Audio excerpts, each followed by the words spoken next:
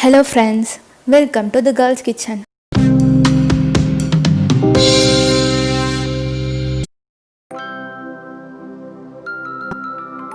இன்னைக்கு நம்ம என்ன பார்க்க போறோம்னா இட்டாலியன் குசைன்ல இருக்க ஒரு டிஷ் ராவியோலி.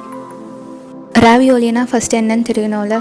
பாஸ்தால ஸ்டஃப் பண்ணி சாஸோட கோட் பண்ணி கொடுக்கறது தான் ராவியோலி. ராவியோலி செய்ய மொத்தம் 4 ஸ்டெப். ராவியோலி ஷீட் ப்ரிப்பேர் பண்ணணும், ஸ்டஃபிங் ரெடி பண்ணணும், சாஸ் ரெடி பண்ணணும், லாஸ்ட்டாக எல்லாம் அசம்பிள் பண்ணணும். இன்றைக்கி இந்தியன் வெர்ஷனில் ராவியோலியை ஸ்க்ராட்ச்லேருந்து எப்படி பண்ண போகிறோன்னு பார்க்கலாம்.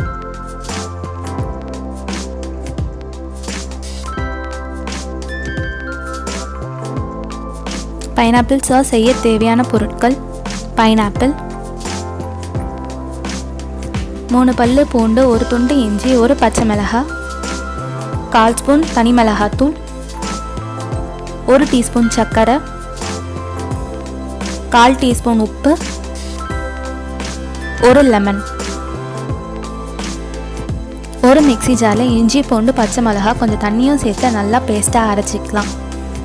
பேஸ்ட்டு தனியாகவும் அதிலிருந்து வர தண்ணி தனியாகவும் எடுத்து வச்சுக்கலாம்.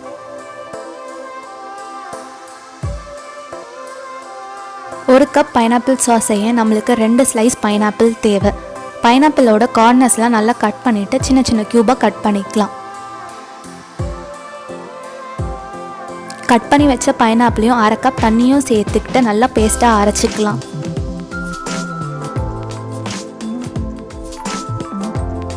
அரைச்சி வச்ச பைனாப்பிள் ஜூஸை ஒரு சாஸ் பேனில் சேர்த்துக்கலாம். பைனாப்பிள் ஜூஸ் கொதிச்சதும் 1 டீஸ்பூன் சர்க்கரையை சேர்த்துக்கலாம். பைனாப்பிள் ஜூஸ் பாதியாக சுண்டுற வரைக்கும் நம்ம நல்லா கிளறி விடணும். மீடியம் ஃப்ளேம்லேயே வச்சு நம்ம செஞ்சுக்கலாம். எடுத்து வச்சிருக்க இஞ்சி பூண்டு பச்சை மிளகாய் ஜூஸை இப்போ சேர்த்துக்கலாம். அதையும் நல்லா மிக்ஸ் பண்ணி விட்டுக்கலாம்.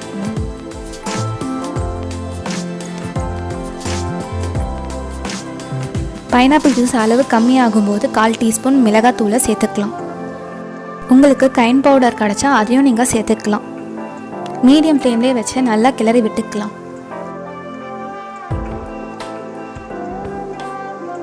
சாஸில் இருக்க ஸ்வீட்டை பேலன்ஸ் பண்ணுறதுக்கு 3லிருந்து 4 ட்ராப் லெமனை சேர்த்துக்கலாம்.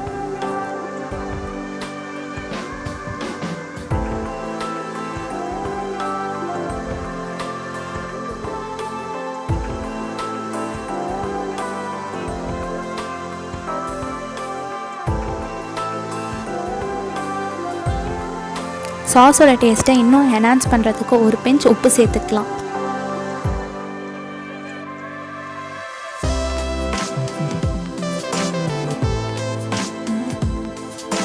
Pineapple juice half the quantity ஆனதும் ஃப்ளேம் ஆஃப் பண்ணிடலாம்.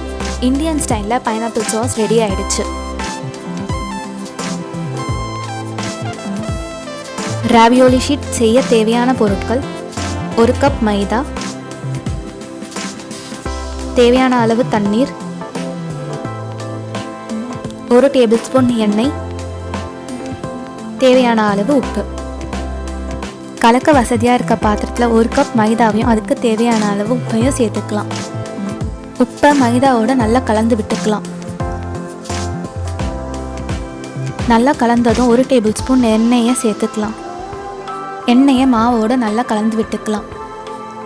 நல்லா கலந்ததும் தேவையான அளவு தண்ணியை கொஞ்சம் கொஞ்சமாக சேர்த்து சப்பாத்தி மாவு பதத்துக்கு நல்லா பிசைஞ்சிக்கலாம்.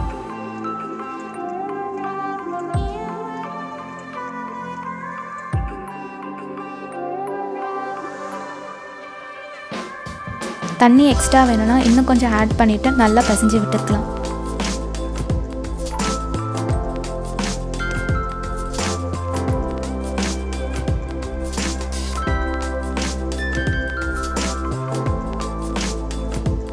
மாவு நல்லா சாஃப்டாக வர்றதுக்கு 5லிருந்து 6 நிமிஷம் நல்லா பிசையணும்.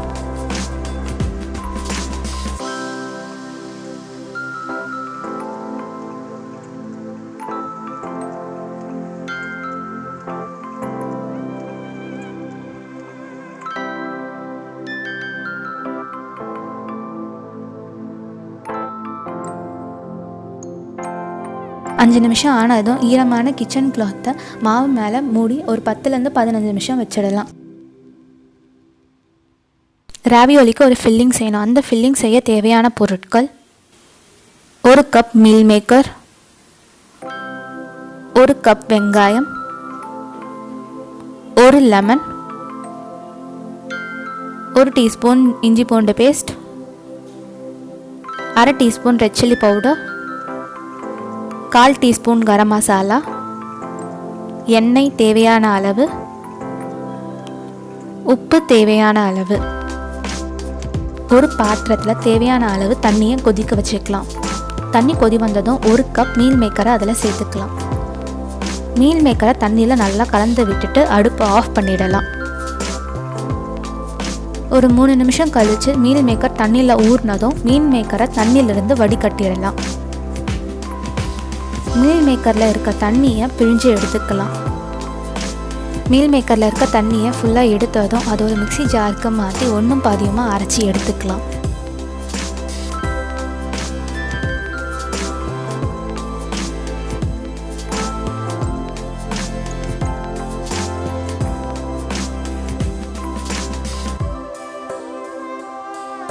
இப்போ ஒரு பேனை ஹீட் பண்ணிக்கிட்டு 1 டேபிள் ஸ்பூன் எண்ணெயை சேர்த்துக்கலாம். எண்ணெய் சூடானதும் 1 கப் வெங்காயத்தை சேர்த்துக்கலாம். வெங்காயம் கண்ணாடி பதம் வர வரைக்கும் நல்லா வதக்கணும்.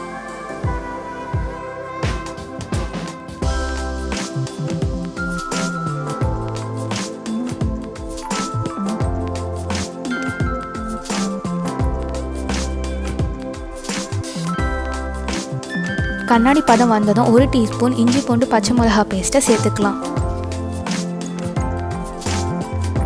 மீடியம் ஃப்ளேமில் வச்சுட்டு பச்சை வாசனை போகிற வரைக்கும் நல்லா வதக்கிக்கலாம்.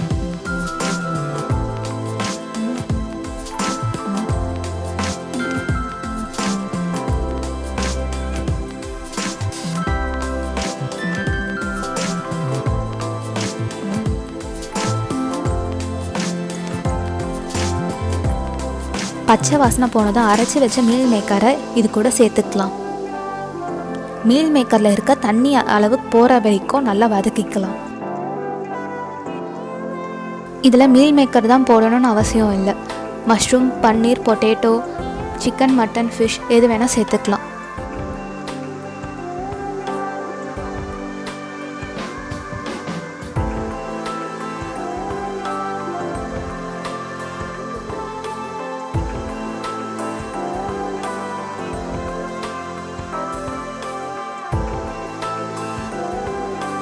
மீல் மேக்கரில் இருக்க தண்ணி போனதும் தேவையான அளவு உப்பு சேர்த்துக்கலாம்.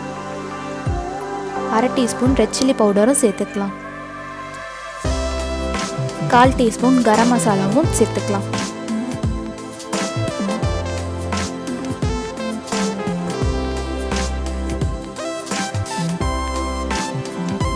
சேர்த்த மசாலா எல்லாம் மீல் மேக்கரோட ஒன்றா ஆகிற மாதிரி நல்லா கலந்து விட்டுக்கலாம்.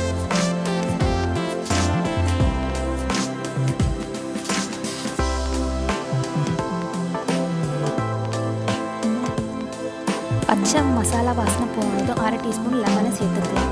லெமனை இது கூட நல்லா கலந்து விட்டுக்கலாம்.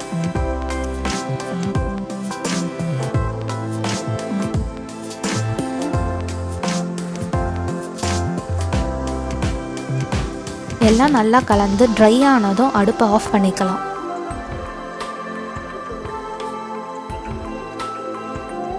ராவியோலிக்கு தேவையான ஃபில்லிங் ரெடி. ஸ்டஃபிங் அண்ட் ஃபில்லிங்க்கு தேவையான பொருட்கள்: cheese 2 tablespoon, butter 1 tablespoon, புதினா இலை கொஞ்சமாக. 15 நிமிஷம் கழித்து மாவை திறந்துடலாம். மாவு கையில் ஒட்டாமல் இருக்கிறதுக்கு மைதாவை தூவி பிசைய ஆரம்பிக்கலாம். மாவை ஒரு 2லேருந்து 3 நிமிஷம் நல்லா பிசைஞ்சிக்கலாம். பிசைஞ்ச மாவை 4 பங்காக பிரித்து வச்சுக்கலாம். அதுலேருந்து ஒன்று எடுத்து நல்லா மெலிசாக உருட்டணும். எவ்வளோ மெலிசாக உருட்ட முடியுமோ அவ்வளோ மெலிசாக உருட்டிக்கலாம். எந்தவித ஹோல்ஸும் இல்லாமல் மாவை நல்லா ஸ்மூத்தாக திரட்டிக்கணும். மாவை நல்லா மெலிசாக திரட்டினதும் நம்மளுக்கு வேண்டிய ஷேப்பில் இப்போ கட் பண்ணிக்கலாம். நான் இப்போ ரவுண்ட் ஷேப்பில் கட் பண்ணிக்கிறேன். நீங்கள் வேணும்னா ரெக்டாங்கிள், ட்ரையாங்கிள் எந்த ஷேப்பில் வேணுமோ கட் பண்ணிக்கலாம். கட் பண்ணதும் ஸ்டஃபிங்கை ஸ்டார்ட் பண்ணிடலாம். ஆல்ரெடி ரெடி பண்ணி வச்ச மீல் மேக்கரை 1/2 ஸ்பூன் அளவுக்கு எடுத்து நடுவில் வச்சுக்கலாம். மீல் மேக்கர் மேலே சீஸ் கொஞ்சமாக எடுத்து வைக்கலாம்.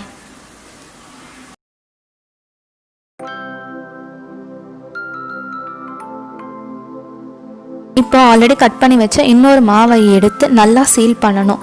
கார்னரை நல்லா சீல் பண்ணி விடணும். ஏதாச்சும் கேப் அந்த மாதிரி இருந்தால் ஸ்டஃபிங் வெளியில் வந்துடும். ஸோ கேர்ஃபுல்லாக சீல் பண்ணணும்.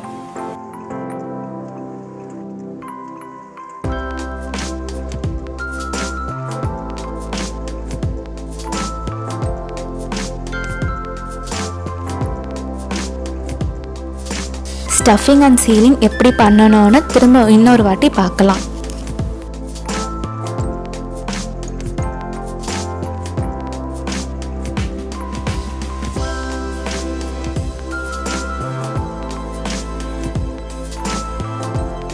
ராவியோலி ரெடி பண்ணியாச்சு. இப்போ அதை வேக வைக்கலாம்.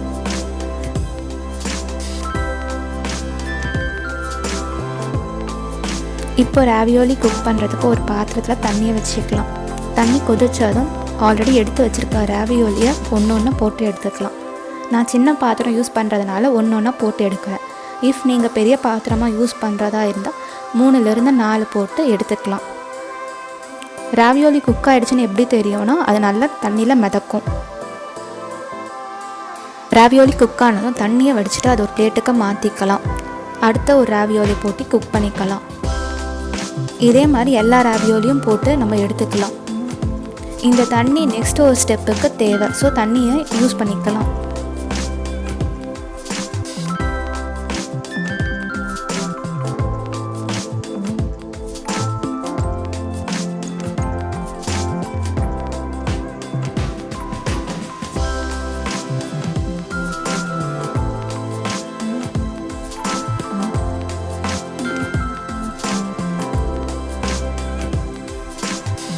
எல்லா ராவியோலியும் குக் பண்ணதும் ஒரு பேனை வச்சுட்டு அதில் 1 டேபிள் ஸ்பூன் வெண்ணையும் 1 டேபிள் ஸ்பூன் புதினா இலையும் சேர்த்துக்கலாம். வெண்ணெய் உருகுனதும் 1 டேபிள் ஸ்பூன் ஆல்ரெடி ப்ரிப்பேர் பண்ணி வச்ச பைனாப்பிள் சாஸை சேர்த்துக்கலாம். பைனாப்பிள் சாஸோட புதினாவை சேர்க்கும் போது ஃப்ளேவர் அண்ட் ஸ்மெல் இன்னும் நல்லாயிருக்கும். பைனாப்பிள் சாஸ் யூஸ் பண்ண பிடிக்கலன்னா ஒயிட் சாஸ் இல்லைன்னா மேரினாரா சாஸும் நல்லாயிருக்கும். அதோட லிங்க் கீழே டிஸ்கிரிப்ஷன் பாக்ஸில் இருக்குது. ராவியோலி குக் பண்ண வாட்டரை இப்போது 3 டேபிள் ஸ்பூன் இதில் ஆட் பண்ணுறேன். அதை நல்லா மிக்ஸ் பண்ணி விட்டுக்கலாம்.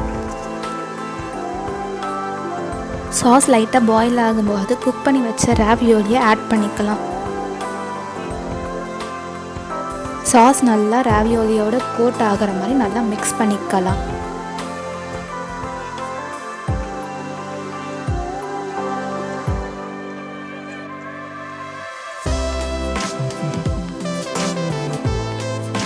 சாஸும் ராவியோலியும் நல்லா மிக்ஸ் ஆனதும் அடுப்பை ஆஃப் பண்ணிக்கலாம். ராவியோலியை சூடாக சர்வ் பண்ணணும். ஆறிடுச்சுன்னா நல்லா இருக்காது. ராவியோலியை பைனாப்பிள் சாஸ் கூட சர்வ் பண்ணிக்கலாம்.